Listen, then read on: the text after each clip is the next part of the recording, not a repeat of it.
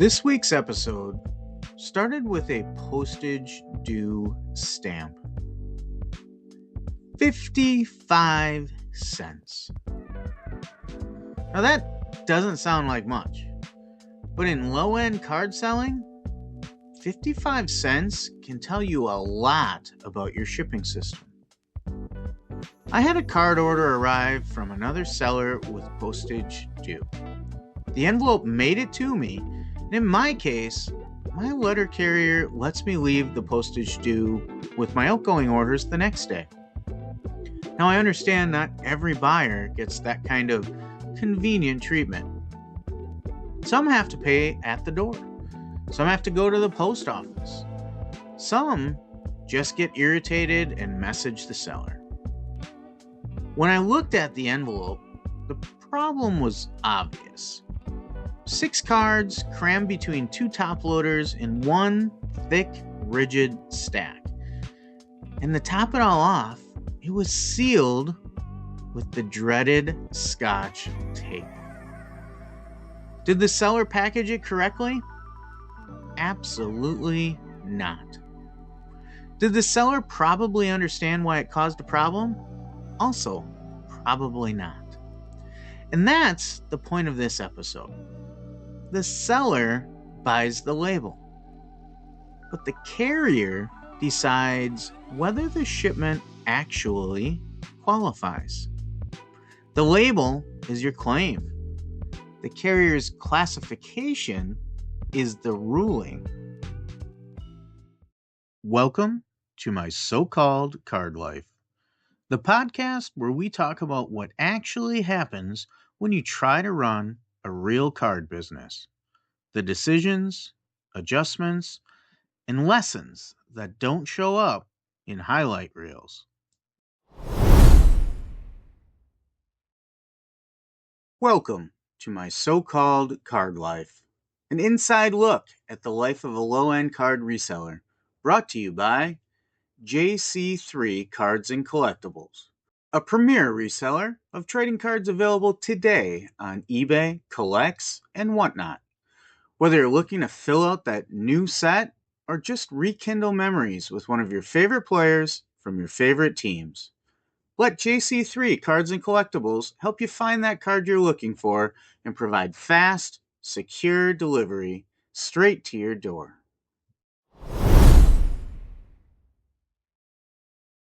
Now, most sellers think shipping cost is determined when they buy the label.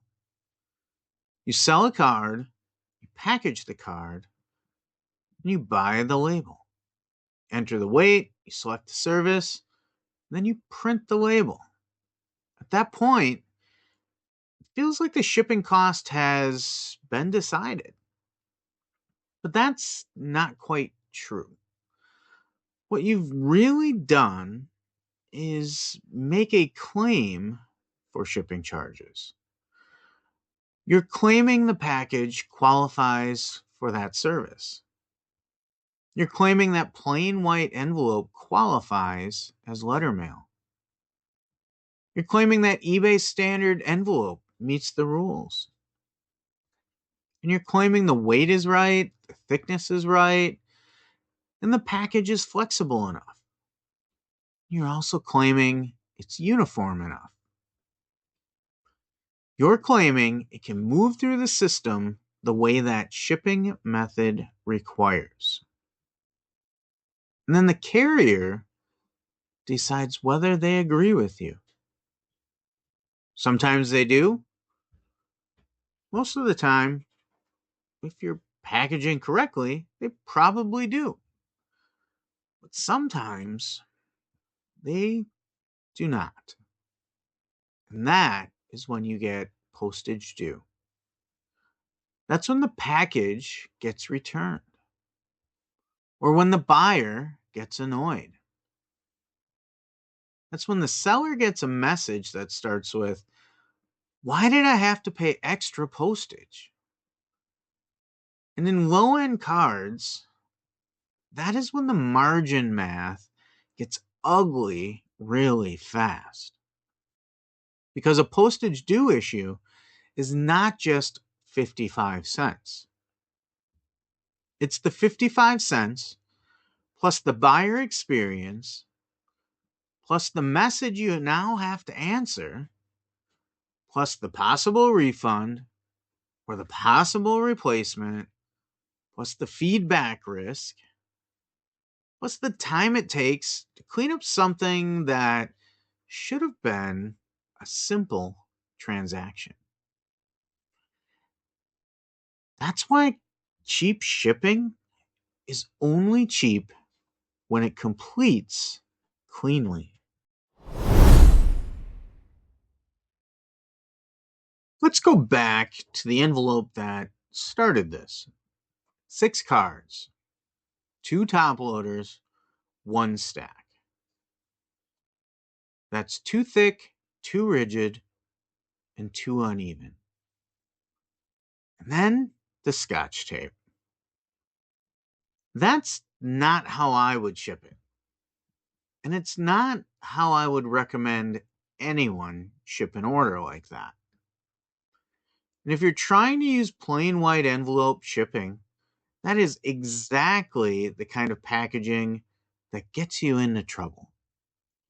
Because PWE shipping is not just about whether the cards physically fit into the envelope. That's one of the biggest traps for newer sellers. A lot of sellers look at the envelope and think, hey, it fits, good to go.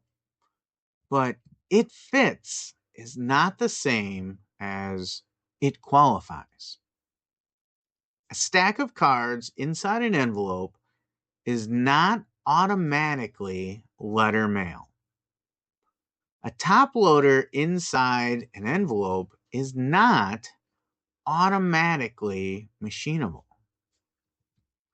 A thick, rigid stack that technically fits inside a number 10 envelope does not automatically qualify for the cheapest postage rate. Because the question is not just, can I close the envelope? The question is, will this pass as a flexible, uniform, machine-compatible letter?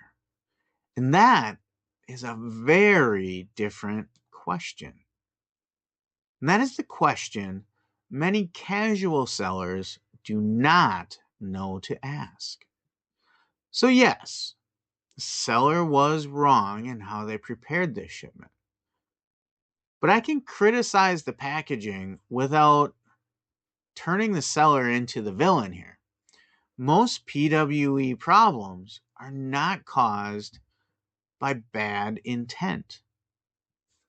They're caused by sellers not understanding that envelopes have rules.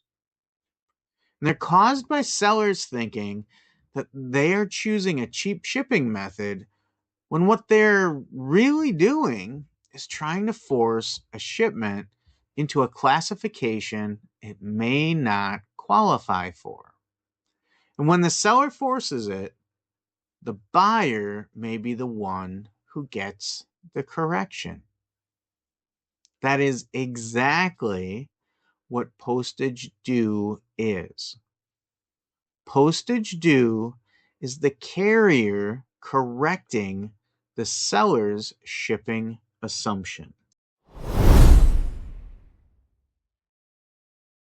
Now, if this were a high dollar card, 55 cents would not really matter much.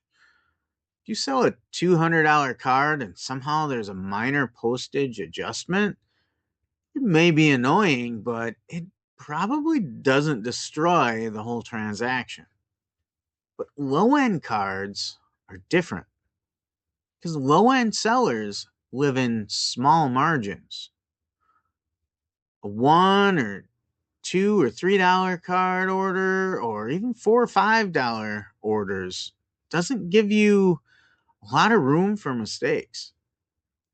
That's why shipping discipline matters so much in this part of the hobby.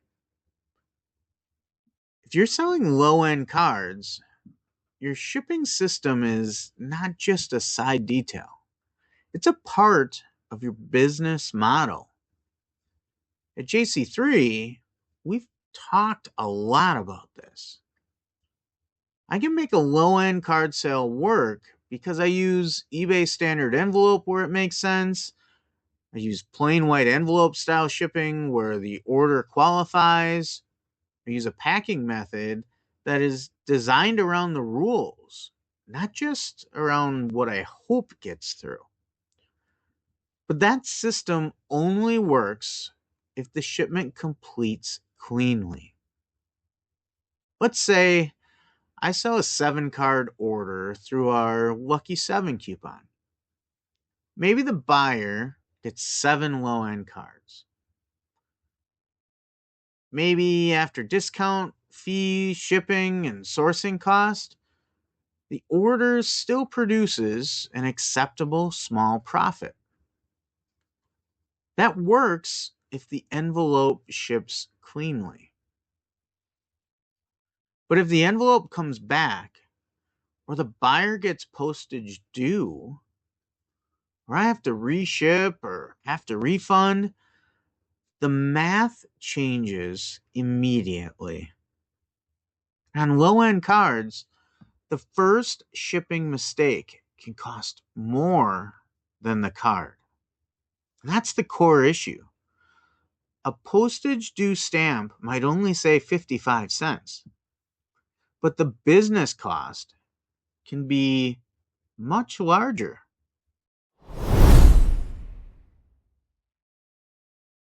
This is where I think a lot of card sellers get tripped up. They think cheap shipping is just a label choice. It is not. Cheap shipping is an operating system. If you want to use cheap shipping, you have to design the package for the service. You can't just take whatever pile of cards you sold and jam it into an envelope because the buyer picked the cheapest shipping option. That's not a system. That is a gamble. PWE and eBay standard envelope can be excellent tools. I use them constantly. They're essential for low-end card selling. But they only work when the package is built for that lane. That means paying attention to thickness and rigidity. It means paying attention to whether the envelope is uniform. It means not stacking too many cards in one spot. It means knowing when a top loader is fine and when multiple top loaders create a problem. It means knowing when a card saver may make more sense than a stack of rigid plastic. It means not turning a letter into a board.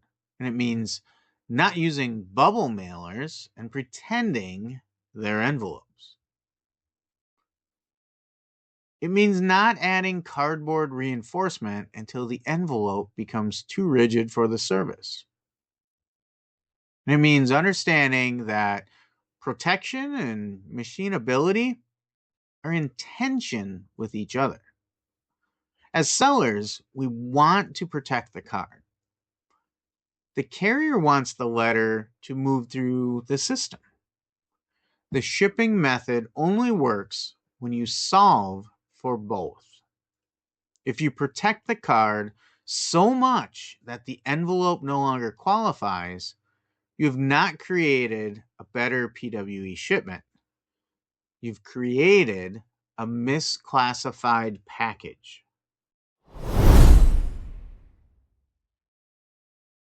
This is the part that sellers need to accept.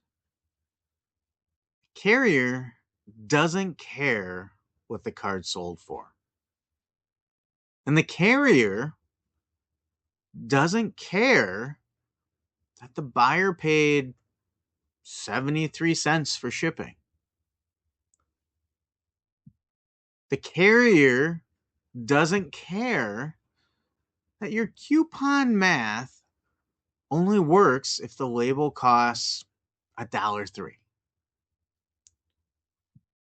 And the carrier doesn't care that your comp sheet says the card is only worth $3.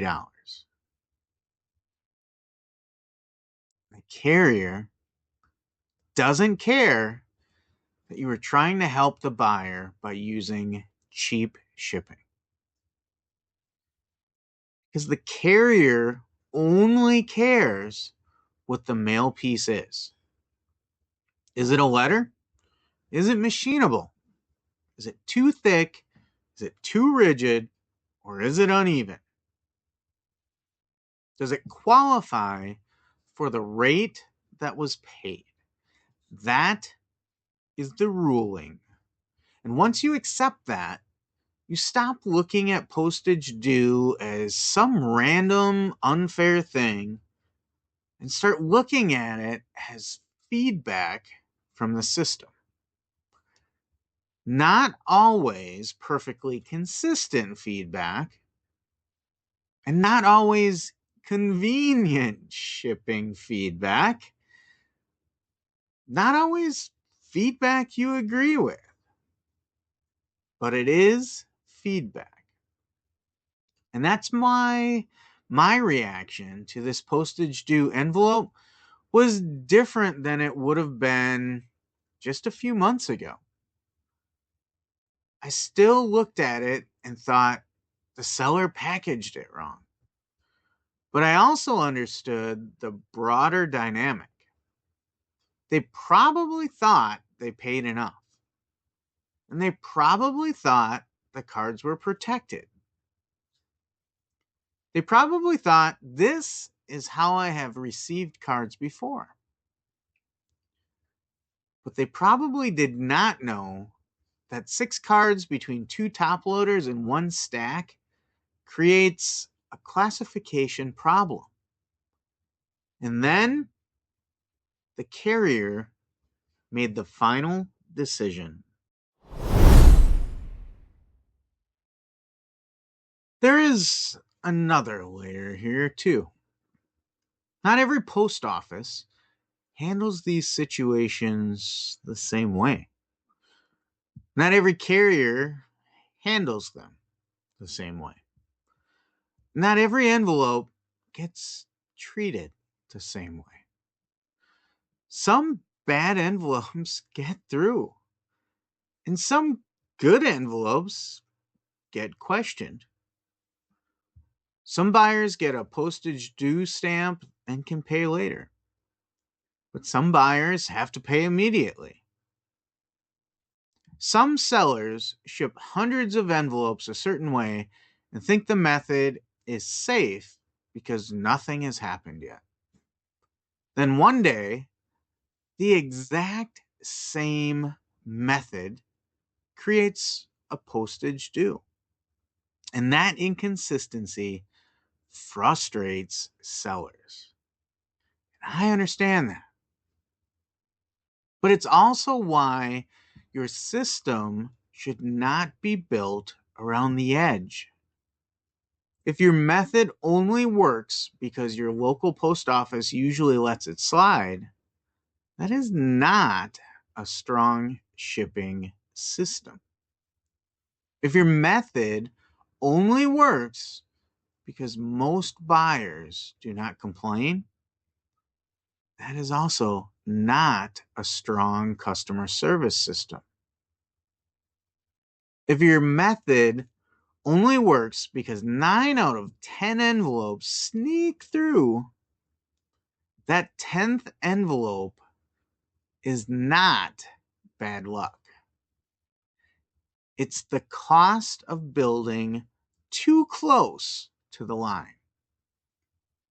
Usually passes is not the same thing as operationally safe. That is a line I keep coming back to. Because in low-end cards, it is tempting to push everything right to the edge. Push the weight, push the thickness, push the number of cards, push the rigidity, push the handling time, and push the packaging. But all of those things push the buyer's patience. But every time you push to the edge, you create a situation where someone else gets to decide whether it still qualifies. And that someone else might be the carrier.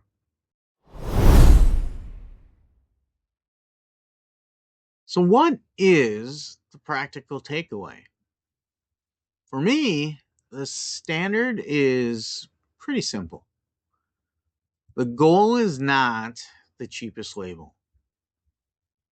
The goal is the cheapest label that stays clearly inside the carrier's rules.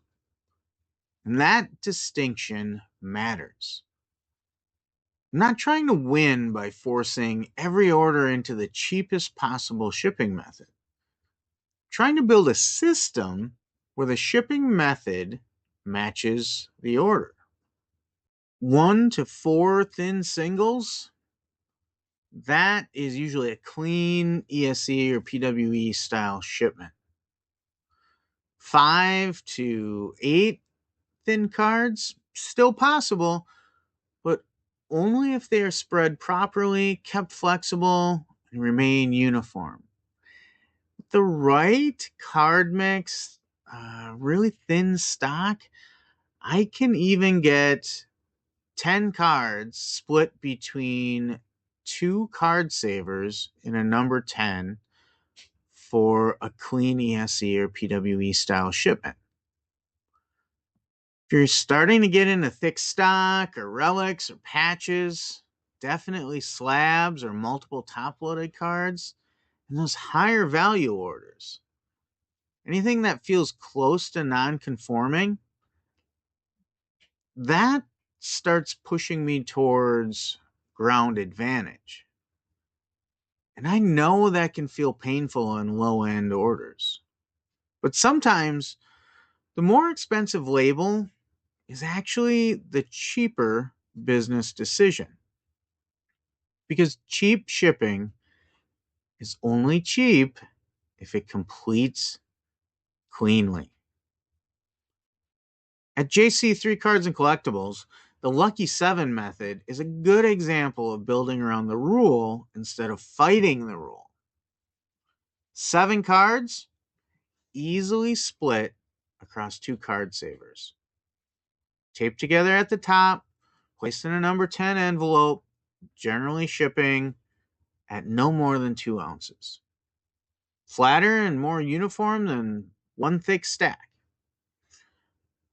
That's not just cheap packaging, that's operational design. Sometimes I even use eBay 3 pocket envelopes, and I can typically easily get 15 cards in less than 3 ounces. And at times, with the right mix of cards, I've even got up to 21 cards in a 3 pocket envelope. Point is not how many cards can I cram into an envelope. Point is, how do I design the envelope so the order qualifies cleanly? And that is the shift. There's also a customer service piece here. If you're the seller and your buyer gets postage due, don't argue with the buyer as your first move. The buyer didn't create the problem. The buyer received the correction. And from the buyer's perspective, they paid for the order. They paid whatever shipping the platform showed them. And now they're being asked for more money to receive it. And that is not a good experience. Even if you think the carrier was inconsistent, or even if you think similar envelopes went through before, even if you think the buyer is overreacting, you still need to own the experience. That doesn't mean every customer is right about every detail, but if your package shows up postage due, the transaction did not ship cleanly. And that's the seller's problem to solve. A simple refund of the postage due, clear apology, and a packaging adjustment going forward is usually the right answer. Don't turn a 55-cent issue into a feedback problem because your pride got involved. That is another business lesson. Sometimes the cheapest way out of a mistake is to fix it quickly and learn from it. Something I want to be crystal clear about. This is not an anti-PWE episode. And it's not an anti-eBay standard envelope episode. I use these methods constantly. They're essential to low-end card selling. Without low-cost envelope shipping, a lot of $1 to $5 card sales do not make sense. Problem's not cheap shipping. Problem is undisciplined cheap shipping. PWE and ESE are not bad. The mistake is treating those lanes like magic, because they're not magic. They're specific services with specific requirements. And if your package doesn't fit those requirements, the carrier may correct it. That correction may show up as a postage due, or it may show up as a returned envelope. It could show up as a delayed shipment, and it may show up as buyer frustration. Ultimately, it may show up as a refund. However it shows up, it's still the same lesson. You don't get to decide the rate just because you bought the label. You get to make the claim. The carrier gets to rule on it.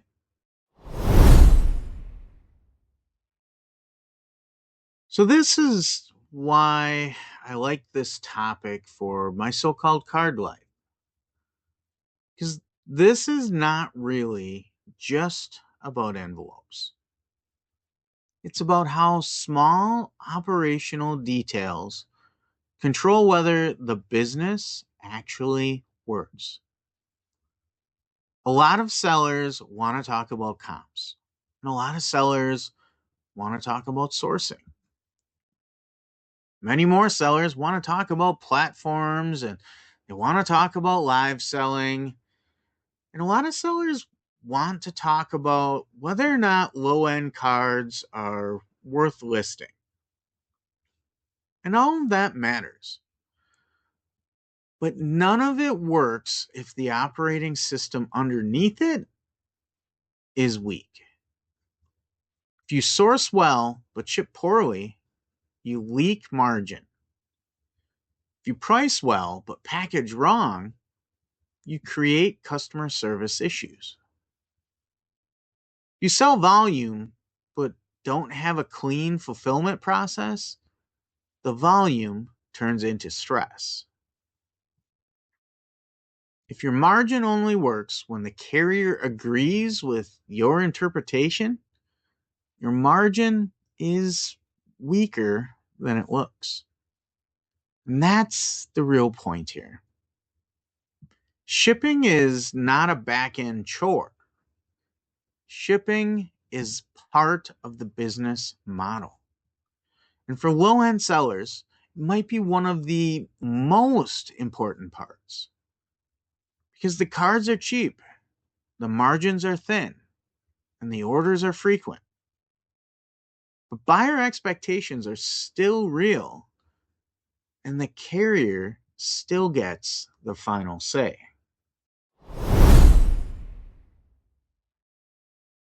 So the next time you're shipping a card order in a plain white envelope, ask a better question.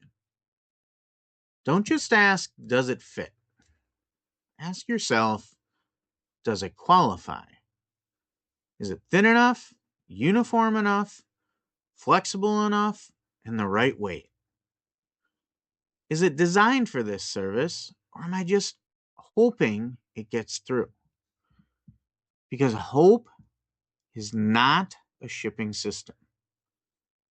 The cheapest shipping method is only cheap if the carrier agrees the package qualifies for it.